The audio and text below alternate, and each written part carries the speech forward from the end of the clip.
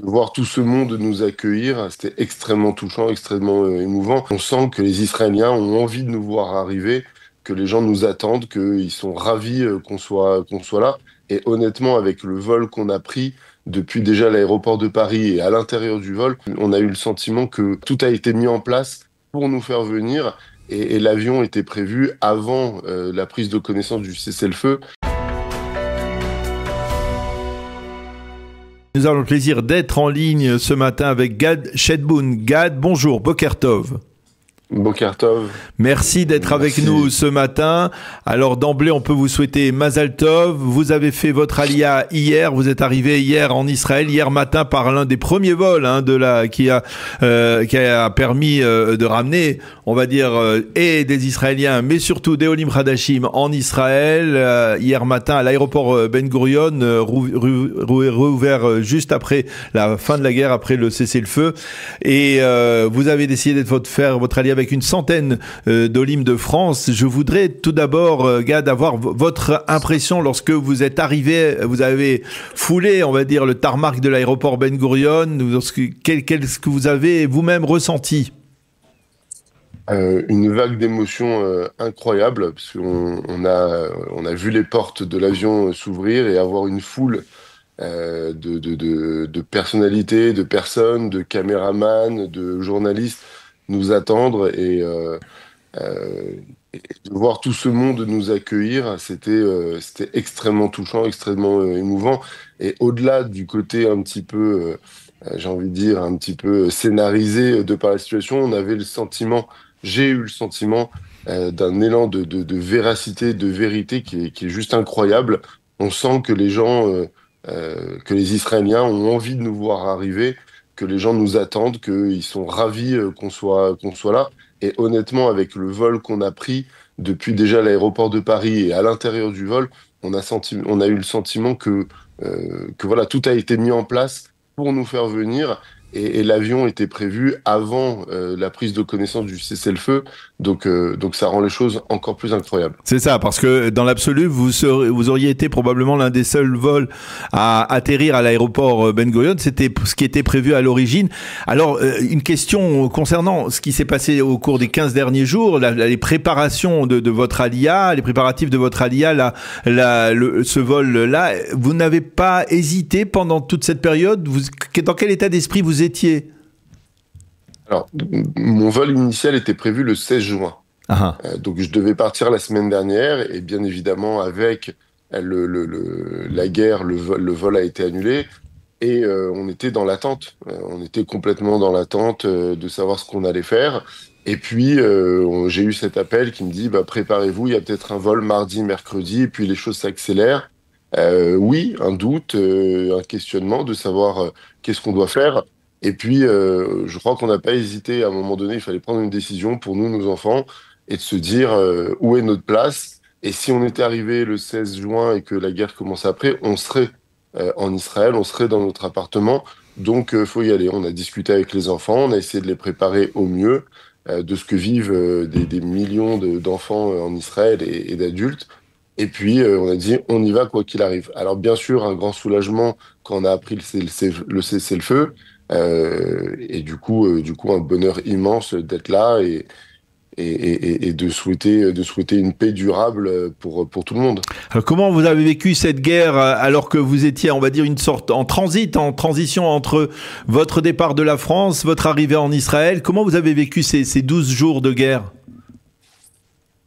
Avec énormément de prise de conscience sur la réalité, sur ce qui peut nous attendre, sur ce qui va nous attendre, avec un focus sur les infos, les news, sur tous les sites possibles de radio, de télé et d'Internet.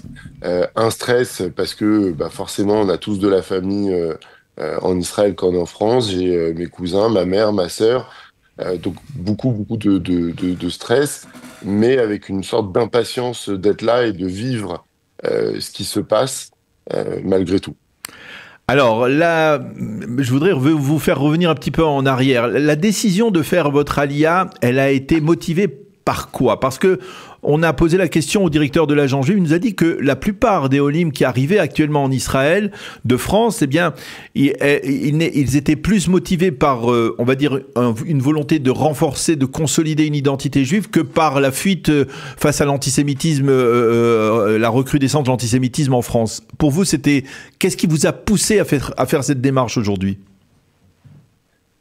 Alors, un vieux rêve avec ma femme, on est mariés depuis près de 20 ans, et c'est vrai qu'on s'était dit, après le mariage, on vient en Israël. Et les choses faisant, on s'installe, les enfants naissent, etc. Le temps passe. Après le 7 octobre, ma femme a fait plusieurs voyages en Israël pour venir aider, pour venir voir. Et elle est rentrée un jour, elle m'a dit, on part. Il faut qu'on parte, notre place n'est plus ici, notre place est en Israël. Et je lui ai dit, OK, je te suis, on y va. C'était il y a un an, on a préparé les choses et on s'était dit deux choses. La première, c'est qu'on ne fuirait pas la France, parce qu'on aime la France, parce que on a passé d'excellents moments, parce que on y a grandi. Donc on ne fuit pas. Et la deuxième, c'est qu'on voulait véritablement venir apporter quelque chose au pays, de ce qu'on peut faire. Et c'est pour ça, c'est ce qui a motivé aussi notre choix de venir dans la ville de Ariel. Ah, parce que vous allez vous installer à Ariel, c'est cela?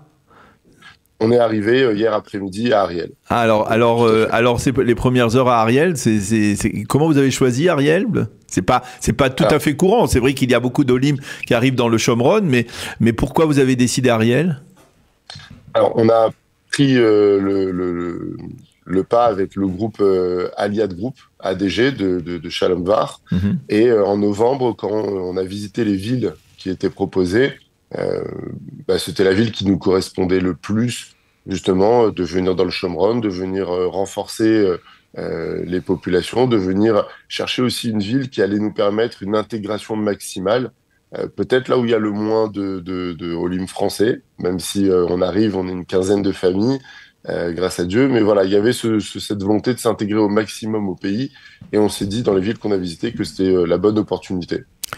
Alors, quels sont vos projets d'intégration en Israël? Quels sont les objectifs que vous vous êtes fixés? Déjà, de faire l'Ulpan le plus sérieusement possible, parce que j'ai commencé l'Ulpan depuis le mois de janvier en Zoom. J'avais fait l'école juive et on se rend compte que j'avais pris Ivrit en deuxième langue et on se rend compte que il y a des bases, mais forcément, on ne parle pas. Donc, il y a une vraie volonté de faire l'Ulpan. Parce que la langue va me permettre, je pense, une meilleure intégration. Et puis après, de voir les opportunités professionnelles, justement, directement dans le pays. Moi, je suis à la base directeur pédagogique, formateur, donc choisir une ville où il y a une université, de voir les possibilités qu'il y a, c'était aussi une opportunité importante. Et ma femme est éducatrice spécialisée.